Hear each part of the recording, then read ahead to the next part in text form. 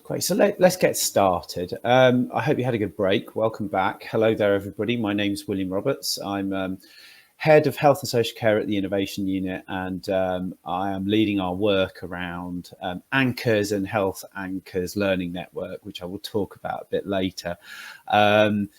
As you can see, today I'm going to be talking a bit about exploring our role in using anchor approaches to being a better employer. So I'll briefly touch on why anchors and what anchors are, and then I'm going to move into sort of some of the stuff we're seeing emerging, and then I will finally move on to if there's anything particularly that we need to think about in relation particularly to employment, workforce and skills. And then hopefully we'll have time for a discussion, which would be great. So just moving on to sort of like why anchors and why now? Well, anchors, for those of you that don't know, the idea behind this, the big idea, if you like, is that you take large organizations that are largely rooted in place, who have an opportunity through their scale, be that scale of the organisation or scale of the money available to them, to use their sticky capital in an area to try and enact improvements for the local population through their behaviours. This is something that really has been sort of growing in the NHS probably for the last 2.5 years. And within that, I guess what we've been starting to see is really this idea that people start to think beyond the borders of the organisation. So it's not just about what you do in your footprint or in your exchanges with people, but what can you do as part of that community and in your wider place that you're based. If you want to sort of go back to why this sort of start to get real traction in the system, back in 2019, the Health Foundation released a report about anchors that talked about kind of the opportunity, particularly for the NHS, to probably align itself to this idea. This is something that's been being done perhaps in other sectors for a longer time than the NHS, and perhaps we can come back to that a bit later in the discussion. But also that was then saw an inclusion in the NHS 5-year plan, very far towards the end of it. If you go there, there's a line in there that says, and we want to explore explicitly the role of the NHS as an anchor organisation.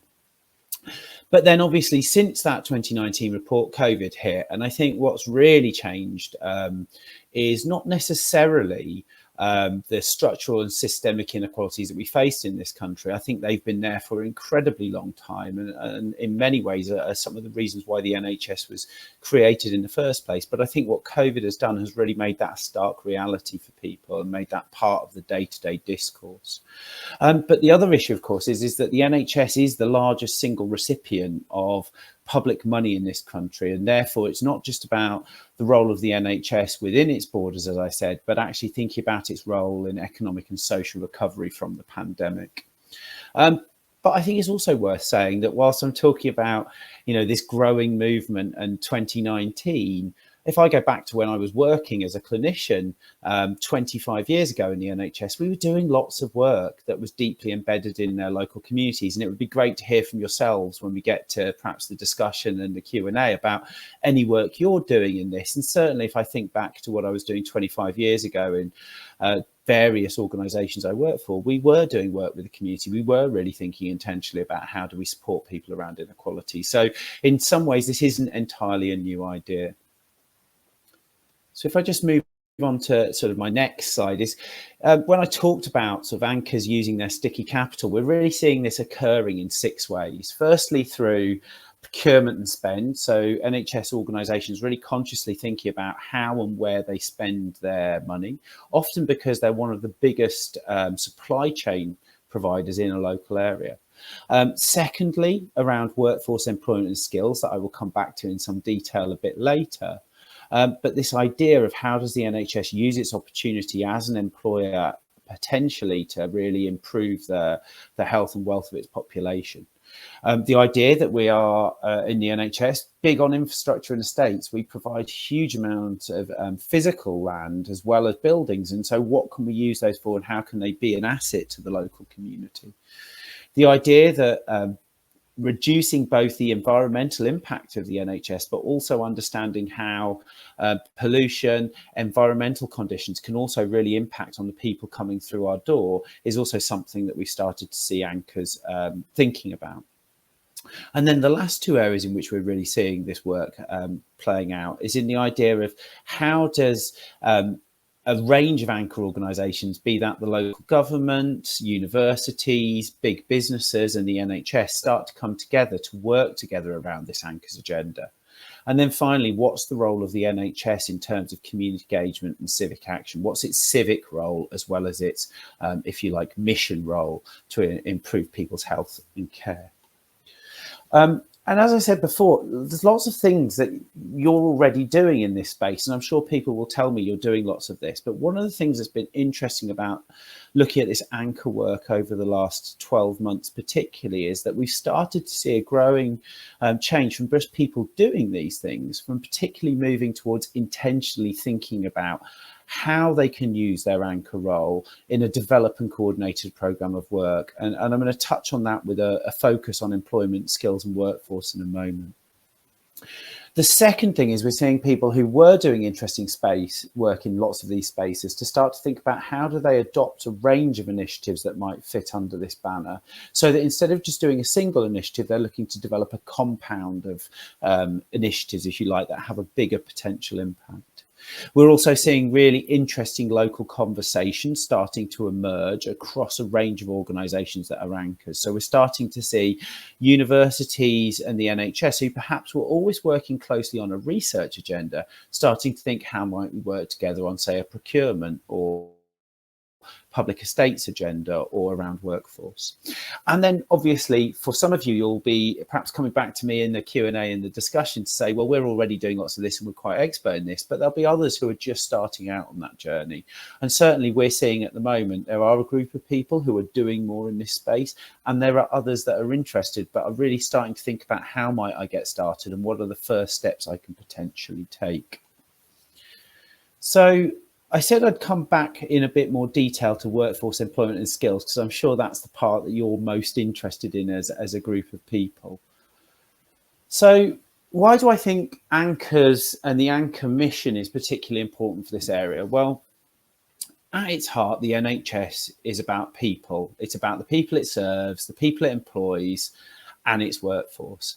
And no matter how much technology we get, no matter how brilliant we get at preventing ill health, fundamentally, it's almost impossible to deliver the services we need without people. And so in order to get that, we really need to think about the people we have now and the people we might want to attract tomorrow and later in the future. I think the second thing to say, and all of you will know this much better than me, is the battle for talent is at all levels of the organization. This isn't just about how do you get the best CEO or the best directors. It's also how do you get everybody at every level of the organization to come and work for you. And why should they come and work for you when there are others out there offering better terms and conditions? I did lots of work in social care in my career, and one of the really tricky things was what happened when Lidl opened a supermarket up the road. You would see care workers who could get better terms and conditions, frankly, a much easier job. It was probably less rewarding, but better rewarded by going up the road to Lidl. So how do you think about the battle for talent at all elements of your organisation? The other reason why this is really important, and workforce, employment and skills is really important around this idea of tackling inequalities, is that one of the most powerful ways to tackle inequalities is to give people well-paid and meaningful work. We know that by helping people to develop their skills, giving them meaningful work and paying them well for the job they do is more likely to raise them out of poverty and improve their health as a consequence than pretty much anything else we can do. So absolutely, we need to be offering great terms and conditions, but we're not just doing that to entice and retain staff. We're also doing that because it will help those people to be healthier and wealthier in the long term. The other issue, obviously, that a lot of you'll face is the people who are in your coming through your door, be that as your staff, they are local people, and improving their lives, you will improve their health. So you want to make sure that they're actually coming in, because when they get into your organization, whether they're your staff or your service users, improving their health is actually going to improve their lives and vice versa. And similarly, the people coming through your door who are local, if you improve their health, you reduce the workload to your organization. So if you start to think about your role as an anchor organization, how do you improve the health and wealth of the people working for you, but also how do you improve the health and the wealth of your local population so that you can reduce demand on your services in the short, medium and long term? So I talked a lot about kind of like the big idea behind this, but practically, what does it mean to take on a set of anchor initiatives and an anchor mission in this space? Well, I think about it in two ways. I think about what can you do with your existing workforce and what could you do with your potential future workforce? So how can you do something to improve the lives and experience of the people who already work for you, and how can you do something to really think about the people who may come through in the door? What I've put on here, and I won't go through these in detail, but to give you a sense is some of the work you could be doing, and you could start to build under a banner of an anchor program around work, employment and skills. And so this idea that you bring people in and actually improve their terms and conditions, better health and well-being programs, support around debt, housing, giving people actually somewhere to live. We've seen some really interesting examples of where housing associations working with the NHS to provide affordable housing in the local area for key workers. The idea of actually looking at your pay gap analysis and how might you particularly target people that you know are more likely to experience inequalities. So women, people from ethnic minority groups, people from poorer parts of town are less likely to get as well paid as others. And therefore, how might you actually start thinking about using that data to target and focus how you improve the experience for those people who are working for you? Similarly, how can you think about reducing the environmental impact of ill health on your staff that are coming through the door? What can you do to really tackle pollution in a local area? Talking to some hospitals recently about how the most polluted streets are the places where their staff work. And so what could you do around both reducing your carbon footprint, but also encouraging your staff to do so and to reduce their emissions, for example, is likely to reduce respiratory disease in an area. Similarly, if you think about the idea of the potential future workforce, this idea of how could you start to really target positions to particular local communities who you want to bring in and bring into your organisation? How might you make the barriers for them to come in less, and how might you make it easier for them to do that? One hospital I was talking to had done a lot of work around really understanding where their new starters and their lower paid staff were going to live. And what they realized was that most of their lower paid staff were going to live in some of the poorer parts of town, which then was also having an impact on the access to services and the health of those individuals going in there. So by the very nature of their work, they were bringing people into an area, and then those people were getting worsening health as a result of where they were living. And so they were thinking about how might you help support people to find good places to live or improve the area in which they live. Obviously, you'll be much more aware than I am of the idea of things such as work placements and training programs, schemes to bring in young people, particularly outreach and engagement programs. But also this idea about very simple changes you could make to things such as your employment processes that might make it easier for people. So where do you advertise your jobs? What are the kind of processes that you ask people to go through? What are the questions you ask them before they get there? And then finally, really, this idea of if you take these things all together, how can you start to really build a compound program? Because whilst they all might make a small difference, when you put them together and do it as a coordinated program of work over a couple of years, you can start to make a really big difference around the health of those individuals and to improve their outcomes and reduce inequalities. So if you're interested in the work and the stuff I've been talking about, we'll move over to Q&A. So please do put your questions in the chat or raise your hands if you'd like to ask a question, please do. You can sign up to our newsletter. You can visit our website where we've got a range of resources available, which will help you to get started, do some of the work. We've got some blogs in there that talk about people's experience, some examples of work from elsewhere. You can join one of our events, or you can catch up on our previous events by going to our YouTube channel, all of which is available through our website. You can also follow us on Twitter or get in touch with me as well. So I'm going to pause there. I'm going to give you a few moments just to put any questions into chat. But given we're a small but great group. It'd be really interesting to actually have a conversation now. So I will pause for a moment and over to you in the room.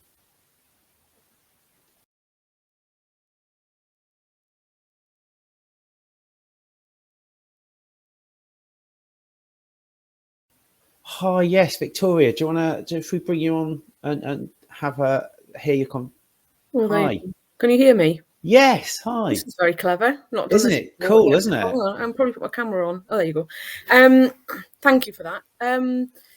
So I've got a question, not least because so one of the commitments. So I'm from the RUH in Bath, and one of my personal commitments, following some sort of development work, was I became a governor at the local college, because I think you alluded to it earlier that actually the NHS has quite an intense relationship with universities, but less so, I think, with colleges. And actually, they're one of our greatest sources of support around apprenticeships and different types of roles within our wider workforce. So, I mean, there's hundreds of thousands of apprenticeships, but not least in terms of pipeline. So my question, which is meant genuinely, is sort of from a sort of kind of personal level. What do you see others doing that are around that concept of anchor, where actually as individuals we can play a role as well as the wider sense of sort of the economy of the bigger organisation? Does that make sense? It does make sense, and Okay. I think I'd sort of answer that in three ways.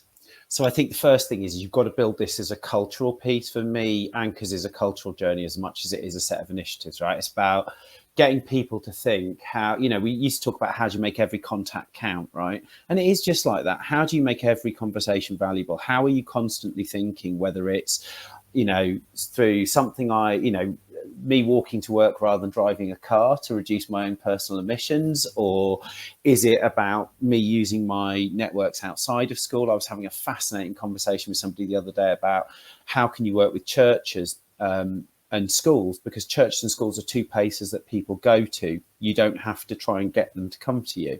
So how might you work with them? So I think this idea of, if you build a culture of people thinking intentionally, I think you can start to really get into a space of like every staff could make one small change that makes a huge difference across the organisation. I think the second thing I'd allude to is leadership. So I think there's a really interesting question about how do you get that visibility of that leadership in your organisation. So lots of people in your organisation will be doing exactly what you're doing, but I suspect it's a bit under the radar. And so how do you get your leaders to talk about it, to champion it and to celebrate it, so others then go, well, I'm doing something similar and I could do it. And then I guess the third thing is really thinking about, if you're going to do that strategically as an organization, where are the big wins? And I loved what you said about, university's great, but actually by the time you get to university, you're probably going to get a good job afterwards, right? I know that's not always the case, but for most people it will. Actually, a local college has got a real massive opportunity, right, to really get people excited about working for you. And if not you, maybe another anchor. One of the things I loved, I saw somewhere else, was they'd taken a county-wide approach to this. So instead of trying to employ people and saying we're going to win all the talent in ours, they basically said 4 or 5 of us from different anchor organizations will come together, we'll hold some open events that engage places like colleges and schools, and then we'll matchmake people to the best fit for them, but we'll do it in a way that's really supportive and finds what works for them. So I think there's 3 really practical things you could do, but I think it starts with culture, it's driven by leadership, and then it's all going to be, for me, about what's the best way to make this work. And we're all busy, so what's the conversation that's going to make the biggest difference for me today? Thank you. It's really interesting, isn't it? Because I'm sure in many of the provider organisations that are probably taking part today, the busyness and the intensity of work for staff is such that actually being able to look outside the immediate work environment is a big challenge. But as we draw ourselves hopefully out of the intensity of the pandemic itself, we'll have more opportunity to make that difference, because the future's still there. We just need to influence it, because it's going to happen. And I hadn't really thought about the sense of where, as leaders across, say, my organisation of 5,000 staff, they could be articulating what they think their contributions are, just to give other people ideas sometimes. So that's really helpful. Thank you. That's all right. And just on the other thing is like one thing I'm always struck by is how few people talk about purpose in the NHS. That, like, I worked in the NHS for well over 20 years. Most people got up because they wanted to make a difference, right? They were there because they cared. And most people are local. And we don't talk about that. We talk about the organisation, or we talk about the organisation, but most people there want to make a difference, right? And they live locally and they care about where they live. You harness that. That's so incredibly powerful, right? And so getting people to talk about that is really important. I think it's really, really important. So thanks. I can see there's a question from Chris as well in the chat there about housing. Any specific examples where an integrated approach to housing, NHS and care staff impacted recruitment, retention, and health inequalities?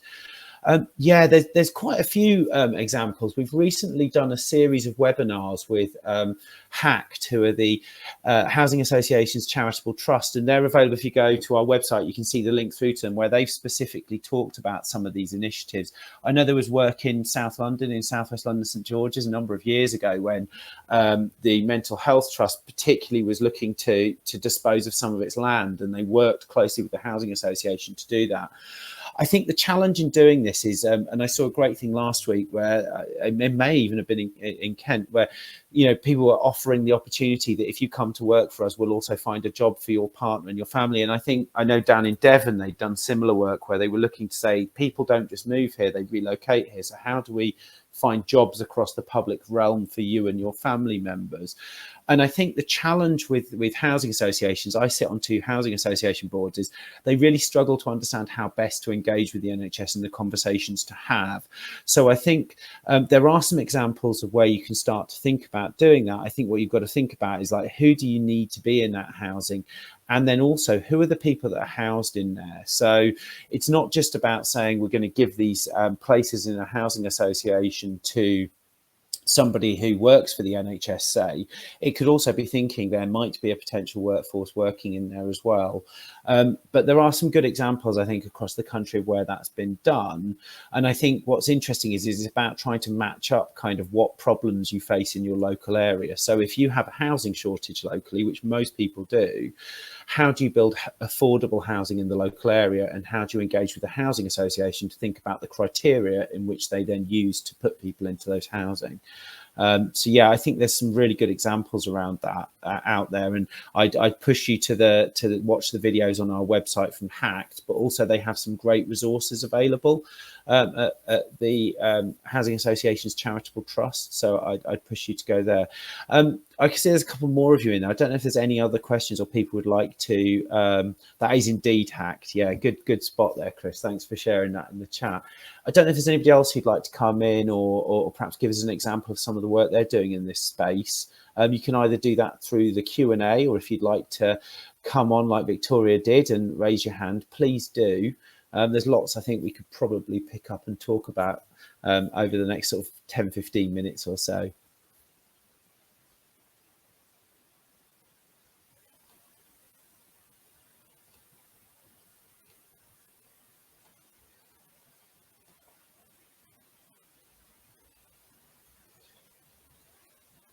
Cheryl, yeah, I agree. I think there is a real opportunity to embed this. I mean, I think we're seeing 2 things emerging in our network.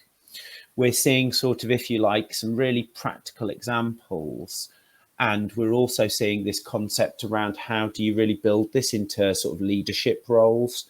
And I think one of the things that's really interesting in here is how might people in roles similar to yours really be the leaders in this and really be the people who start to push this forward.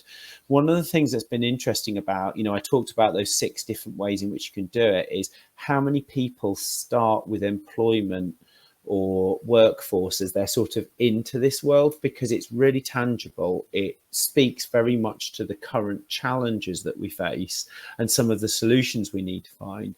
But I think it also really speaks to some of the difficulties that we've historically had, whereby people write a strategy. I used to be a strategy director, so I was great at writing these strategies, but then nobody did anything with them because I didn't work with the really practical, real people who were doing real jobs, if you like, unlike me as a strategy director, who are actually then making it happen. And I think what's been really interesting about some of the learning we've got from the network to date is that what we see a couple of really amazing people in, say, an HR or OD team, or a really amazing person in the procurement team or in the estates team, who really runs with this and finds somebody in the organization to help them kind of push it to that next stage. So I think you're absolutely right, Cheryl. There's a real opportunity to embed this work deeper and more effectively within in kind of our systems and processes. And I guess some of those things that you could do tomorrow, there are some real things you could do about how do you look to attract people? How do you take your processes? What are the things that you're building into your existing policies rather than creating new that you could do differently? So I think it's a really good challenge. And I don't know if you want to come in or reflect on any of that.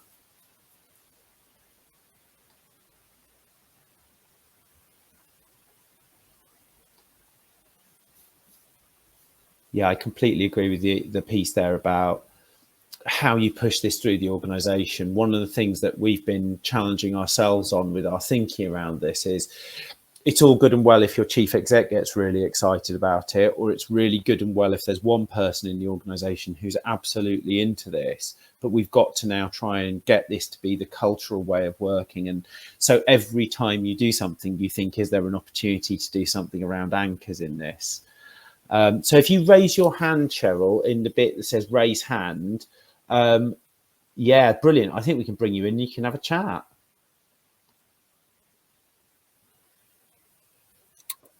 Hi. Hi, can you hear me? I can. How cool is this? I don't know. Oh, there's the camera. Oh, there we go. Hi. Hi, William.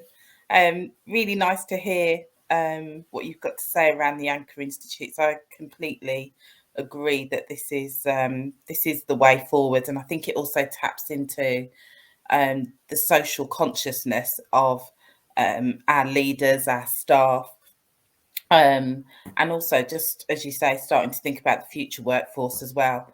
But actually, lots of the sort of social inequalities that you're describing, actually, those are the things that are really impacting our staff, but also the future generations that we want to attract into our organisations.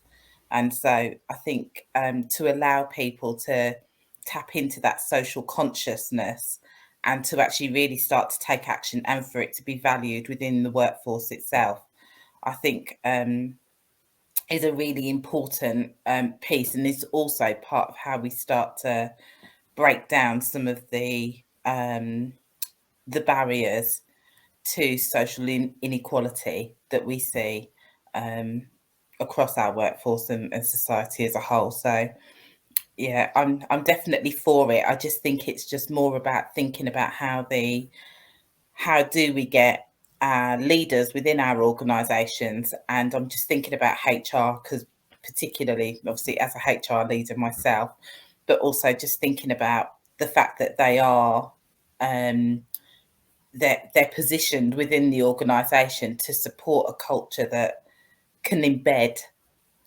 the whole Anchor ethos. Yeah, I completely agree with that. And I think they're one of the few functions as well that has a finger in every pie, right, in an organization. So if you go to other bits of it, like you may come across states if you need to, you may come across procurement if you need to, but everyone comes across HR in some way. They come across you when they join, they come across through their day jobs and their payroll, and there's so many opportunities and touch points, I think, for HR teams to really, and OD teams to really engage across the organization. Yeah. And I think whilst I've got you, because obviously, you know, at NHS England, I think there's a really interesting role for policy in this as well, which is how do you kind of use policy to signal what you want people to do? So what's the ripple from a big national policy, but also how do you invert that a little and listen to on the ground what people are doing and inspire others to do it? Because I think, you know, I used to write sort of policies, and one of the things we know is like 1/3 of people will do it, 1/3 of people will pretend they've done it, and 1/3 of people will never do it, right? So the issue is how do you shift that dial to be now the 1/3? How do you get it to 50% or 60%? And I think it's really interesting because I think, you know, one of the few things that the NHS has probably over any other anchor set of organisations or any other national public body is you've got agenda for change. And that's such an interesting thing because it's a national pay policy, right? So subtle tweaks and subtle changes in that have such a big ripple effect potentially around this agenda. And I Don't just think, underestimate the difficulty in yeah, trying to make those absolutely. tweaks too. Absolutely, but you've only got to make one or Yeah. signal one, and it suddenly becomes really interesting, I think, how people engage in that. And similarly, like having NHS Jobs as a website as well, you can do some really cool stuff about some of the user interface on that. So how do you make that more accessible? How do you make it less requiring of people to have to put in their current salaries, for example? So almost what do you omit from that? We know that putting in current salary really holds back anybody who's not essentially a white middle class man like me, and that's really important that we find ways to give people the opportunity, I think, to both get social mobility and better opportunities. And I think that's that intentionality of this Anchors agenda that's really exciting potentially. But you're right, I mean, it's super hard to do at a national level, but even just the signaling of it through national teams. And I know your directorate's been doing amazing work on this, right? We've got Michael Wood in London region. I don't know if you know Michael. Yeah, I know Michael, yeah. Fab. So Michael's really passionate about this agenda, and he's definitely going into lots of different spaces and talking about this. But I guess it's quite a new concept, and so for people to start to think about how to embed it is going to take time. Yeah, I mean, we're 2 years into a 20-year journey, right? And we'd expect to see changes that make a difference and evidence maybe 3 years, 4 years into that journey. But you're right. I mean, this is a proper cultural change for the NHS, I think, to look outwards, not inwards. But this is the next big thing, I think, for how we really shift and get better as being a public service organisation that gives back to the local community. And I agree with you completely. And it's really nice to see you. Isn't this good? I love this as a feature, right? Yeah. It's totally different to other ones I've done where you just talk to a blank screen and you think, does anybody out there? Dean, I don't know if you want to come in at all. Yeah, Michael does do some great stuff on Twitter as well. So do follow him as well if you're looking to get there. I know he's doing really great work both in London, but also through his work with the Confed. Dean, I don't know if you have any thoughts or anything in terms of kind of where, from the HPMA's perspective, where you think this might go, or kind of the power of this and how important this might be over the next couple of years for the profession.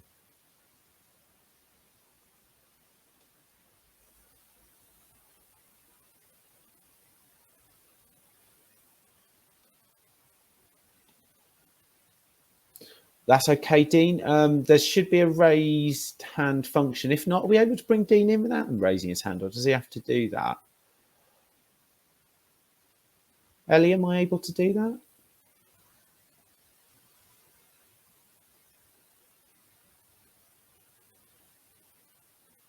Just checking on that one, Dean. So hopefully we'll be able to do it in a minute. I don't know if the raised hand function is somewhere down the bottom under reactions, maybe. No, not there.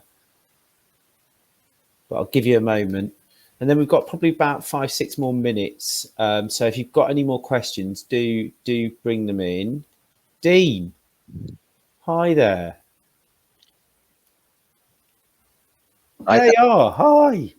Excellent. Thank you for that, William. Apologies, I couldn't find the raise hand button. That's all right. It's always fun, this. It's kind of, I quite like the gonzo nature of it. We're just sort of trying these new things out. This is great fun, by the way. Love it. No, I agree. And this is a fantastic topic, isn't it, in terms of the sort of anchor institutions. I was just thinking of it. I mean, certainly from the HPMA point of view, I think there is something that Cheryl was saying about the way that we sort of embed this in sort of HR departments. I mean, the NHS generally gives good, stable employment. I know it gets criticism in places and, at times, but largely, it's above average salary, it's stable, it's quite secure. And I think employment is really important for, for good health, employment, education, housing, as well as the services the NHS does. So certainly, I think in terms of sharing around this is stuff that we could do as the HPMA. And the other observation is that it's just really important, isn't it, for those that are going to find themselves working in ICSs, in integrated care systems, where there's that importance, as it were, of the ICS contributing to the economic well-being of the area. And again, I think through employment, there's a great opportunity to make this as a sort of a strategic mindset in those sort of ICSs. But no, been really great.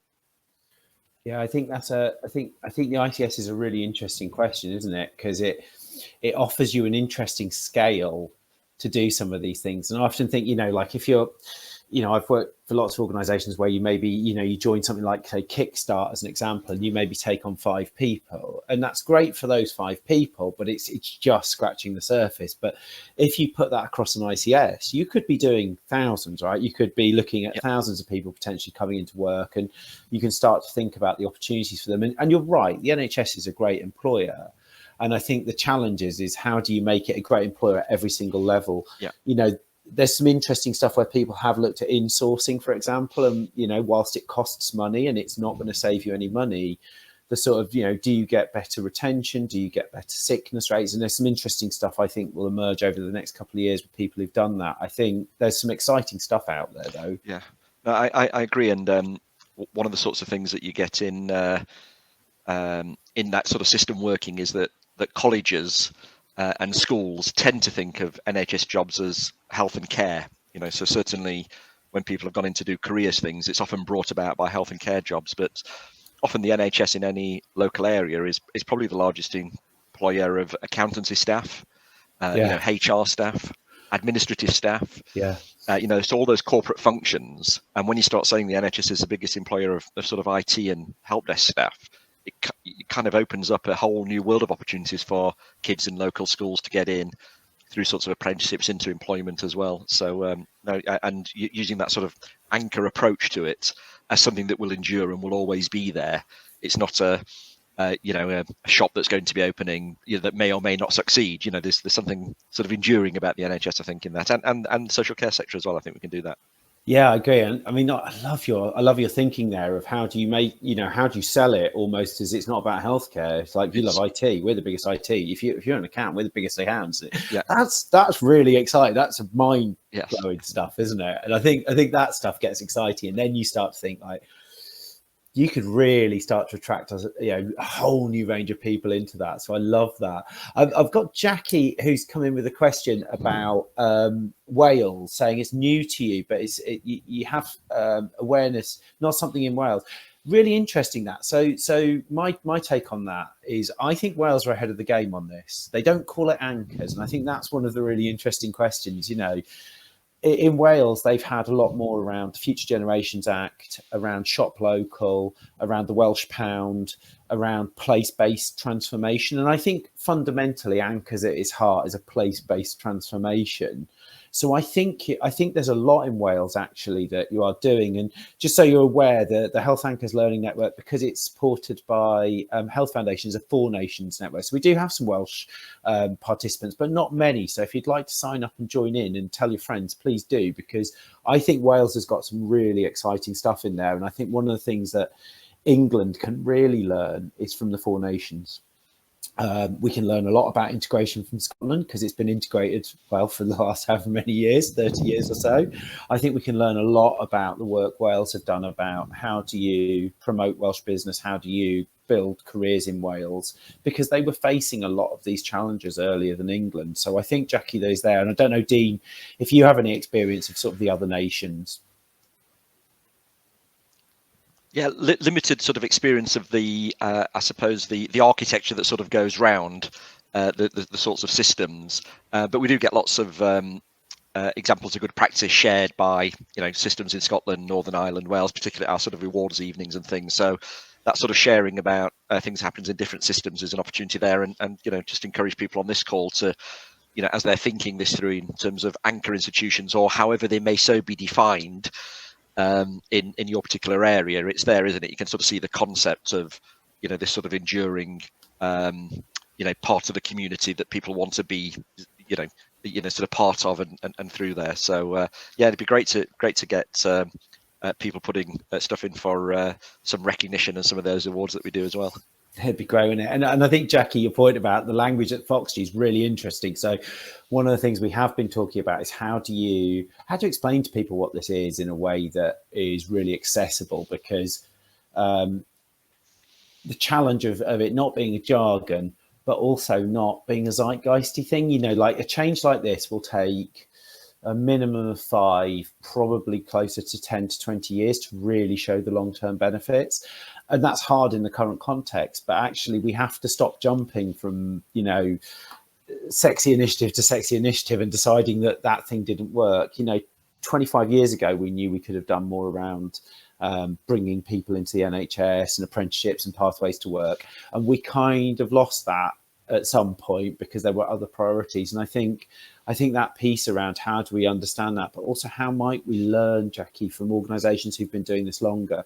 Certainly, I know through the work I've done both in an English and a Welsh housing association, and actually the NHS as well, we know the familial routes into work, that if your parents work in the NHS, you're more likely to come and work in the NHS. In a housing association, if your parents did, you're more likely to. And I think there's this really interesting thing about how culturally we start to build the opportunities for people over periods of time and start, you know, even though we may not be here in 5, 10, 15 or 25 years, thinking, somebody said something great to me the other day, that you're never an organisation, you're merely a custodian of it to make it better for the next set of people.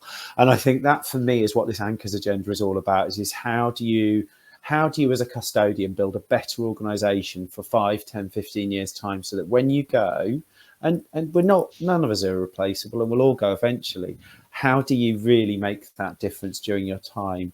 I'm pretty conscious of the fact you've all been at this all morning now, so we've got about a minute and a half left before we need to finish, and you're going off for lunch. But I just wanted to take the opportunity to thank the HPMA for inviting me, and thank you as well as you know, I know it's been a long morning for you, hopefully an exciting morning, but you know, thanks for sticking with it and also really engaging in the chat as well. And I've really enjoyed it. The slides I presented today are available, and they'll be available to the team to share with you. I don't know if that's before or after.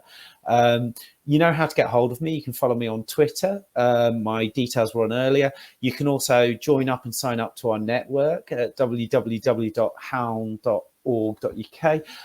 Otherwise, thank you so much for your time today, and I hope you have a great rest of the day. Thank you.